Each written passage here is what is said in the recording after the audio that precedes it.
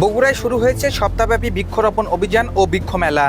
শহরের পৌর পার্ক এলাকার টিটু মিলনায়তন চত্বরে বসেছে সবুজের এই উৎসব। মেলায় উঠেছে দেশি বিদেশি নানা জাতের ফলজ, ঔষধি ও শোভাবর্ধক গাছ। তবে সবচেয়ে বেশি নজর কেড়েছে একটি গাছ, দাম হাঁকা হয়েছে 20,000 টাকা।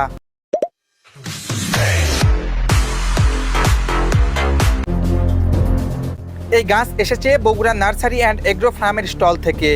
বিক্রেতা বলছেন দামের পাশাপাশি হিজলের ঐতিহ্য ও সৌন্দর্য আকর্ষণের মূল। হিজলের গাছটা বনসাই শেপে চলে আসছে, ওই জন্য এটা 20,000 টাকা চাচ্ছি। মানে এটা মূলত আমাদের শখের বসে করা, কেউ যদি নিতে চাই তাহলে কনসিডার করব। হিজলের পাশাপাশি মেলায় নজর কেড়েছে নানা জাতের আম গাছ। ফজলি, হিমসাগর, বিদেশি প্রজাতির আম গাছের আগ্রহ বেশি। আর অন্যান্য ধরেন যে বিভিন্ন প্রজাতি মিলে প্রায় 250 মতন ফুল ফল মিলে 250 প্রজাতির গাছ আছে আমার এখানে চলে। আমের প্রজাতি আছে দেশি এবং বিদেশি 60-এর অধিক।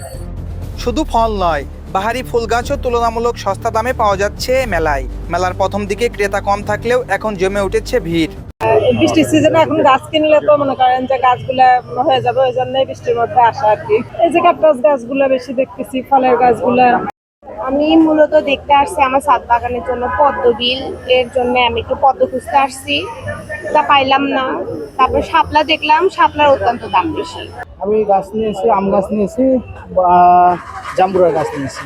দামের বিষয়ে আমি যে দোকান থেকে নিয়েছি মোটামুটি কমফোর্টেবল ছিল, তবে আরও 2-4টি দোকান দেখেছি, সেগুলোতে একটু দাম বেশি বলে মনে হয়েছে। গাছের দাম কিছুটা বেশি হলেও প্রকৃতি প্রেমীদের আগ্রহে প্রাণ পেয়েছে মেলা।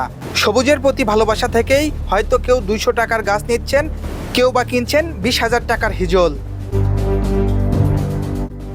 Atikul Islam Atik, news desk, Bogura live.